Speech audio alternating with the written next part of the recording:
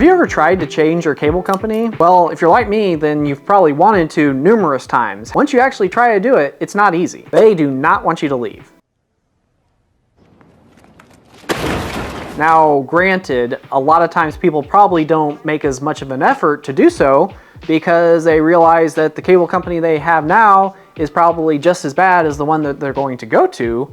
Regardless though, you try to go through that process and they are gonna bite, scratch, and crawl to try and keep you as a customer. This is a clear example of a situation in which there are high switching costs as perceived by the customer. Even though the actual costs are probably pretty low, you know, you have to be on the phone for an hour, maybe you have to go to the local cable store to pick up new equipment, drop off the old equipment. The actual cost is low, but the perceived cost is very high. From the business's standpoint, having high switching costs is great. And again, it doesn't even have to be an actual cost. As long as that cost is perceived to be high by the customer, then it's a much better position. We often have molds or dies that are actually owned by the customer.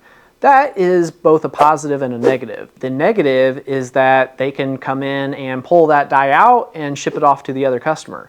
But that's not always easy, and it certainly can't be done overnight. Our actual preference, though, is a situation in which we own the mold and die. Now, that's more costly up front on our perspective. From our income statement side of things, it creates a situation in which it's much harder for the customer to leave us, because if they tried, they'd have to either create the mold and die themselves, or they would have to work with a new supplier in order to create that mold and die. That situation doesn't always work out, and you know, granted, sometimes it's more beneficial or more attractive for our customer to own the mold and or the die.